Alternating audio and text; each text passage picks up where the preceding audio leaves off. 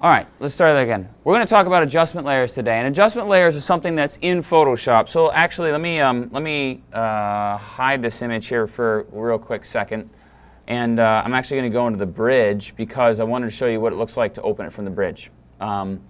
So if I go and find the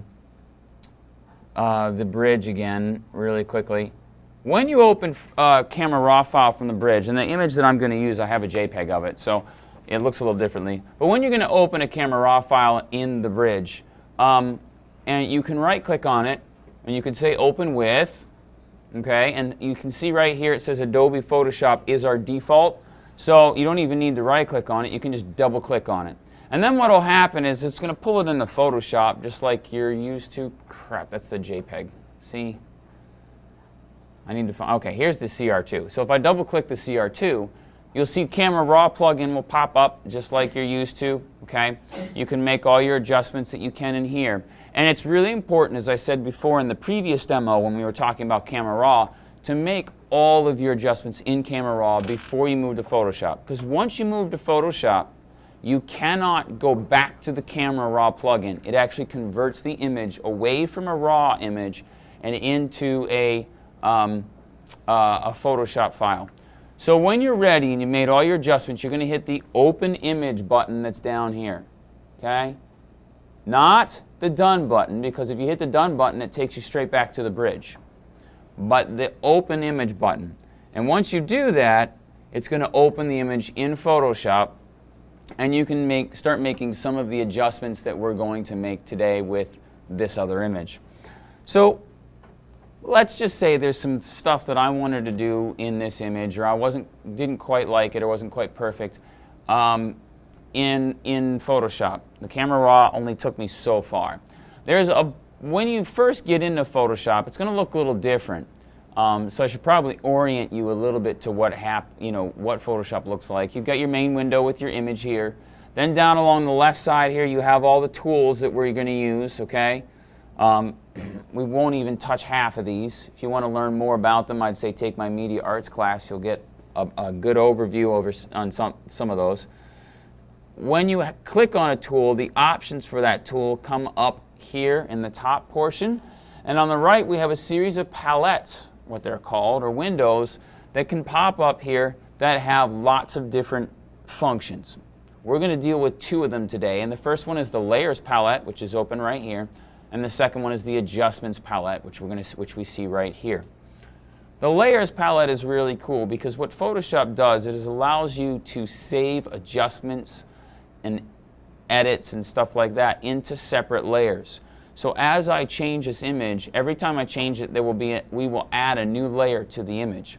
What that allows us to do is it allows us to make changes without actually touching our background layer, which is our original image. And that's a good thing.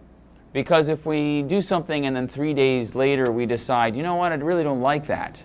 I don't like the way that looks. 3 days later, you can still delete it. You can still get rid of that layer, and you can continue working without having to start all over again. So using the layers is really important, and it's very instinctive. It's one of the oldest features of Photoshop. It happened right from almost from the very beginning. I do remember working in Photoshop that did not have layers. That was horrendous, and it changed very, very, very quickly.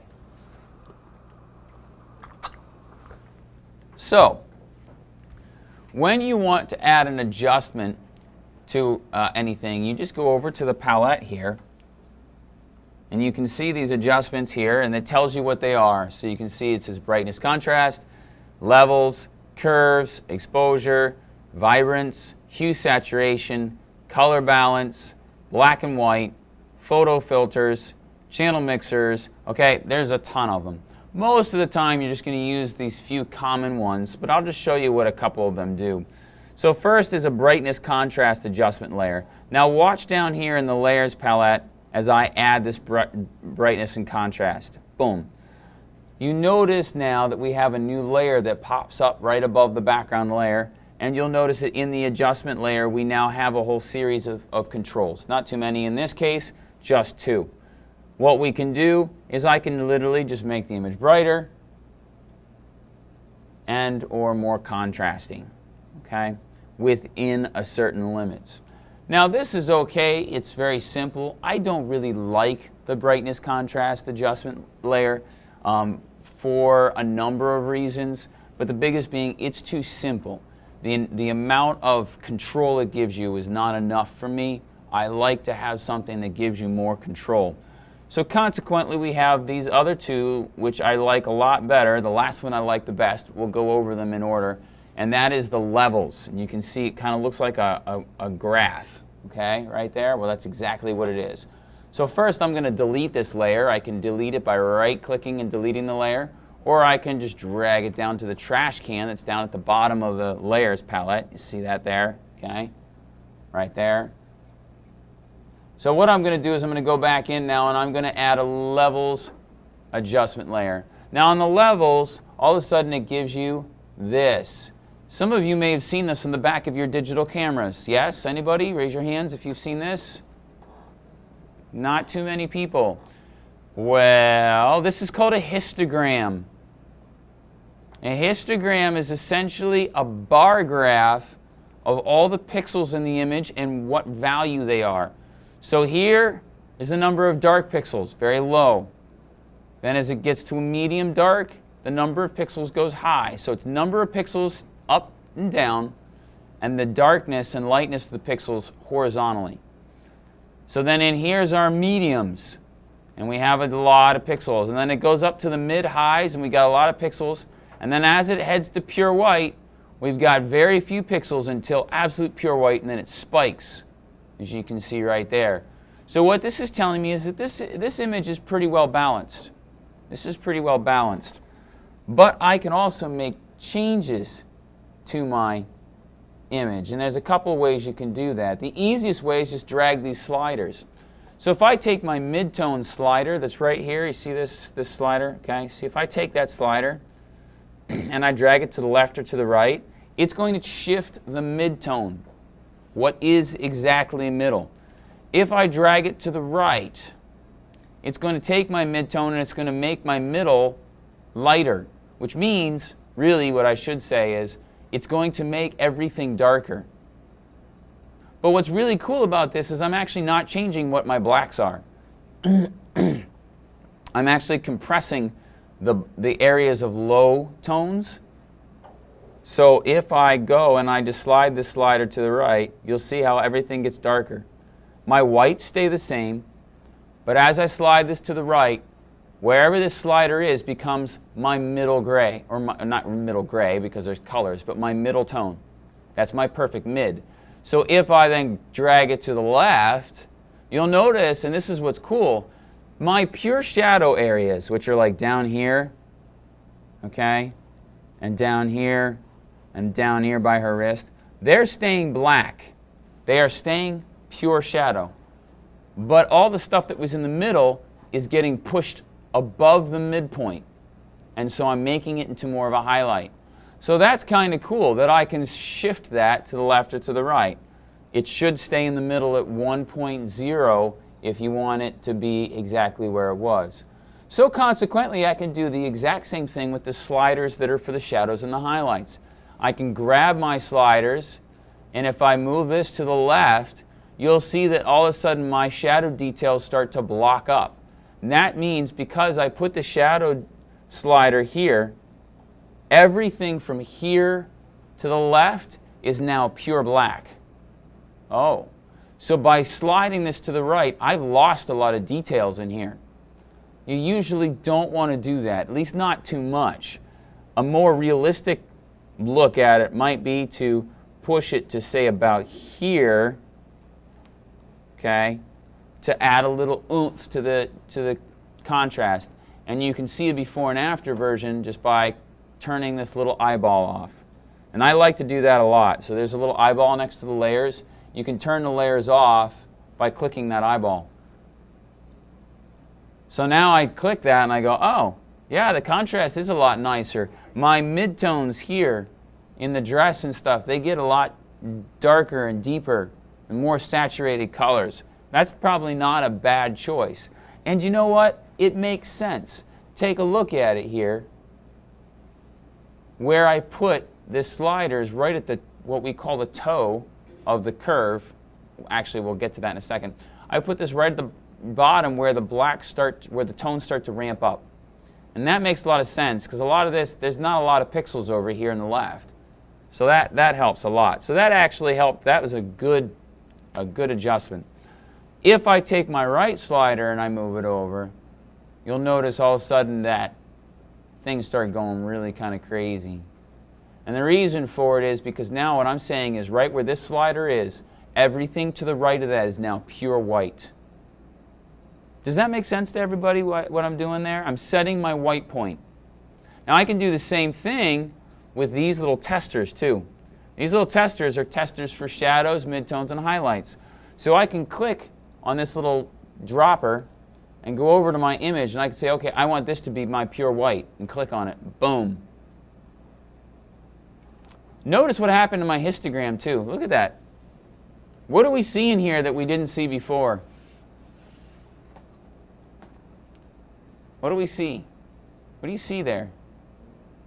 These little white lines. What do those represent? What do you think? What's that? Yeah, a lower number of pixels, exactly. So in these spaces, what's happened is by doing what I just did, I've taken all my tones in the image and I've thrown away a bunch at the top and I've stretched out the remaining pixels to cover the full range of values. What that does is it creates gaps. It creates gaps in the colors. You lose data when you do this. So you have to be very, very careful. That's why I say it's really important. If you can just do brightness and contrast in camera raw, you're much better off, because as you start to change the levels here, you are losing data. You're throwing pixels away. So that's really important for me to say right now, is as you do adjustment layers, really important to make sure that you understand that if you do it in Photoshop, you are throwing pixels away. You're losing data. Okay, so it's really important to understand that. And these gaps, if you see a histogram open like this, that means that this image has either been A, heavily manipulated, or B, heavily compressed. A JPEG image that has been heavily compressed, JPEGing throws away colors. That's one of the ways that it makes the file size smaller. So that's something that you never want to do, is you never really want to JPEG things at like a level 3 or 4, because it throws away just a ton of colors. Unless you want it to be horrible quality so that somebody else can't use it. So let's say you're trying to get a job. Somebody wants you to email them an example of your photographs. Okay, don't send them full res quality picture types that are JPEG set to 12 highest quality. Why? Because they can use it as their own. They could steal it. You see? Because it's high quality. That's when you send them a really low res version that's JPEG moderately heavy, like 4 or 5, and it's only maybe 900 pixels by 600 pixels or something like that. It'll look really good on the screen, but when they try and print it out, it won't have the resolution, and they won't be able to call it their own. You know what I mean? And then say, oh, look, I made this picture, yay, and put it on their wall. Anyway. Okay, so that's the levels. Now we'll go to the curves really quickly, and then I'll get to show you something really fun that you can do with these. So here's the curves, and the curves works exactly the same way. Here's our histogram. See this? Here's our histogram. Here's our shadows. Here's our highlights. But what I love about the curves, and this is my favorite, is this is the slope of the tones. Highlights up here, shadows down here, midtones in the middle.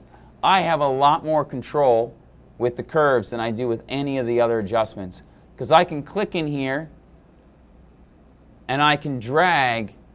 If I drag it up, it makes the curve go higher. It means all my midtones are a little bit lighter, my shadows are the same, my highlights are the same. But I can add more than one curve. So if I want to lift up these highlights, or let's say bring them down just a little bit, see, look at that. If I want to lift up the shadows just a little bit, but then I also want to bring the shadows in and make them darker, I have a huge amount of control over the pixels with the curves adjustment layer. However, I can say this, it is also very easy to go too far with this. It's very easy to go too far, and you can start getting some really wacky stuff happening if you're not careful. Okay? where it's inverting. So now my midtones have become shadows, my low mids have become highlights. Things get really messed up. If you get messed up, you can either trash the layer, or you can just click on a point and hit the delete key, and it will get you back to about the same position you were before pretty easily, okay?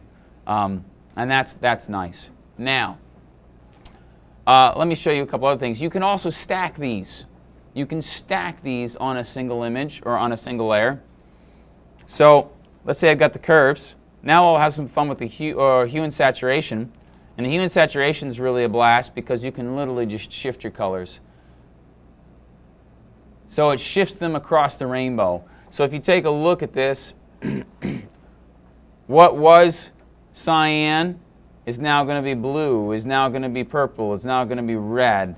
And if I back off, you can see what happens to the image. Okay? So it literally just takes all the colors and it shifts them across the rainbow. You can also adjust the saturation. So you can increase the saturation, or you can decrease the saturation and make it black and white, or probably better option, somewhere in the middle. Make it look kind of old. Make it look kind of like a, like an older photograph where the colors weren't as bright and as beautiful, that sort of thing. If you want to make it black and white, don't use the hue saturation. Let's trash this. Use the black and white adjustment layer, which is right here. The black and white adjustment layer is a lot like the one that was in Camera Raw, so I don't see why you do it here, but you never know. Where you can actually literally take certain colors and you can make them brighter or darker. Now, here's something that's really cool, and this is where your jaw is going to drop open a little bit. You're going to go, oh, no way. So let's say I have this black and white filter over top of my photograph here. But I don't necessarily want all of the image to be black and white. I want to let some color through, but not in the same way that the hue and saturation did. I don't want the colors to be muted all the way across the image. I just want her hair to be red. How about that? I can do that. And it's actually pretty easy. So what you're going to do is, if you notice down here in the layers, each one of the layers when they come in, the adjustment layers, have this little thing. It's called a mask. And you can see that it's highlighted. The four corners are there's a little like line around the four corners, which means I'm highlighted on this. This is really cool. Masking is another really, really big thing that Photoshop does very well. Well, all you're going to have to do is go over to your tools palette and find your brush. And then go to the bottom of the tools palette and make sure that your colors here are, you click this to set them to black and white. And then to start this process, you probably want black on top, so you're going to flip them like that with that little arrow. Now what that's going to do is I'm going to go over here, and notice I've got this brush. I'm going to make it bigger. You can adjust the sizes. I use the bracket tools on my keyboard. Or you can go up here and you can adjust the size here. And the little circle shows you how big the brush is. You want the hardness of the brush is the edge. And I'll show you how that works in a minute. But we're going to put it all the way to the top. And I'm going to make sure that the opacity of my brush, which is right here, is set to 100%. See that? Now, I'm going to go in here, and I'm going to paint black into the mask on the layer. And watch what happens. See how her hair color is coming back? Okay. See the colors coming back in the background if I wanted to? Actually, let's do that. It's probably going to be a little bit more dramatic for us here. Let's say we wanted the background to be colorful and we want her to be completely black and white. I can just paint the colors right back into my background.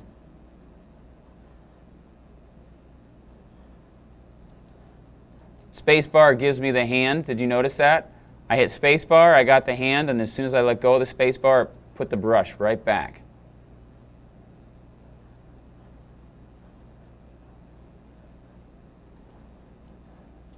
Okay, now we're getting into her dress here, so I want to be careful. Smaller brushes help me get into smaller areas. Oops. And we have a lot of problems with her hair coming up, of course. I would have to really figure that out. I'm not going to spend all the time on it that I would need to because this is a pretty heavy-duty special effect. Whoops. Blah. There we go.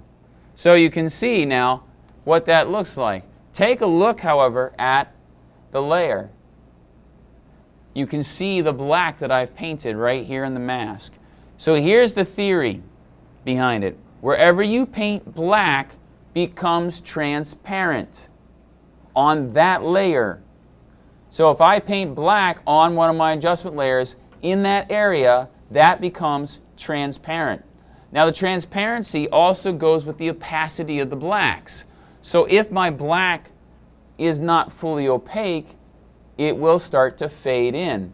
So what we're going to do here is I'm going to go up to my brushes again, and I'm going to take the hardness and I'm going to set it down, and I'm going to take my opacity down as well.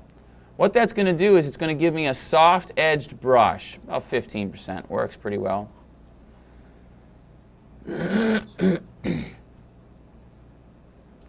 And now, especially down here at the water, I can start fading it in.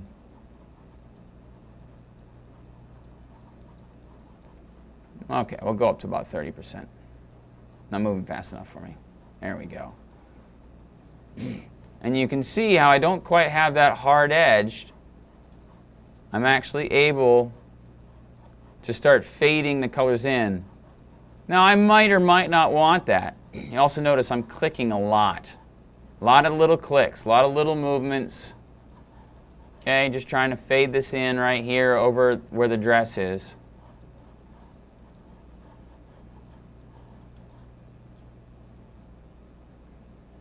Until I like what I see. Because if I want to keep her black and white, I don't want to put too much color in the dress. I want the dress to kind of fade out here. Right? So if I give her too much color, it's not going to look right. Just maybe at the edges. You can start to see a little bit of the color of the dress come in, but that's about it. I didn't do this whole corner down here. I missed it.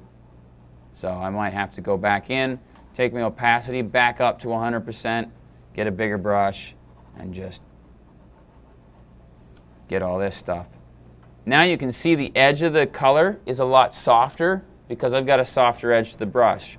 It takes a little bit of practice in doing this technique. I'll just be honest with you, you're not going to be able to just go right out and do it right away, probably to your satisfaction. But you can make a relatively striking image, you know, with color in certain places of an image and black and white in others. Typical stuff that people do is they make the colors of the eyes a lot more bright. So if I wanted to here, and remember these are stackable, so I can go in here with my brush, opacity up, let's take my hardness up a little bit of the brush. Whoops, see, too much. I'm going to paint black here right in her eye, and we can see her eye colors kind of come out. But what if I really wanted to give her, you know, really bright blue eyes or something like that? Okay, so what I'll do is I'll add another adjustment layer, but I'll put it up underneath here. So I hit the arrow over, get another adjustment layer. I'll probably use the curves, because then what I can do is just on her eyes, I can hit the blue. So I'm going to pump the blue up a lot there. You can see her eye gets really purple. So if it's purple, I also probably should lose a little bit of red here. Now you'll notice it's adjusting everything. I'm going to get rid of that. So now what I want to do is I want to make sure that it only adjusts her eye. So I'm going to turn off my other layer here, click into my mask, take my brush, big brush. Okay, you can right click too, full hardness on the brush, and I'm going to paint black. And what that means is now this color adjustment isn't going to affect anywhere except where I leave white. And I'm only going to leave white right on her eye. So I'm going to go here, got that, almost done to her face. Be real careful. Now as I go in, that looks a little weird. She's got really bad makeup on, right? Just kidding.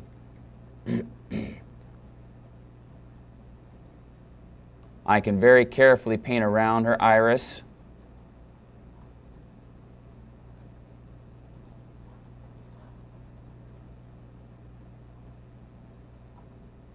Just like that. Maybe get a slight soft edge to the brush, a little lower opacity. And just go in and just touch the edges a little bit with the edge of the brush just to kind of fade them in just a touch. Make it look a little bit more realistic. Now she's got a really blue eyeball, and now I turn my other layer back on, okay? And you can see the blue of the eyes and then the blues and stuff like that in the background make a really good, could make a really good effect. It could also be really cheesy, you know, so be real careful with something like this. Everybody wants to go and make the person's eyes really dramatic and stuff like that. Subtle changes are usually better. Subtle changes are usually better. So if somebody's already got green eyes, but you want to add a little bit of punch to them because the lighting wasn't perfect or something like that, that's where you can use this. You can just add a little bit more green to them, a little bit more saturation with a layer. Then you use the masking to make sure that that doesn't affect the rest of the layer, and then you're good to go. Okay, so it's that kind of a thing is really important. The other thing you can do to check, and I always do this is my last tip for the day, I like to check to make sure I've got no holes in my masks, because if I look really carefully, you can see I've got a little white there, and the only white I should have on this mask is the one around her eyes. So I've missed something along the side here. If you hold the Option key down, you can click into the mask, and you can see it. And oh boy, I can see that I really missed a big section there. So I'll just take a big brush, get the full hardness on the brush and full opacity, and just paint that back in, and then just click anywhere on any of the other layers to kind of get back, whoops, just click out here to get back to your normal image so you can start editing it again, okay? Obviously, if I were to continue with this image, I'd have a lot of work to do in the hair, okay? When you're starting to do masking, hair is awful. So if you choose to do something where you have these individual strands of hair coming down here and you're trying to mask something by hand, it's horrendous. It takes a lot of time, it's very tedious, and it's very difficult to do well. So I caution you against that. If you can help it, try not to have to do a good selection around hair, okay? And here's the other cool thing about these. They're infinitely variable. So 5 days from now, I go back and I decide that my first curves that I did where I was playing and adjusting with the shadows isn't right. I can go back and I can start, adjusting things. The other thing that I like about these that I also might say you should do is I would name them. So you get curves 1, curves 2. Well, what's that do? So I'll just name this one General Contrast Control. Okay? Then I'll name this one and I'll say this is the eye color. Okay? And then this one is black and white. And then I can just leave that. Okay?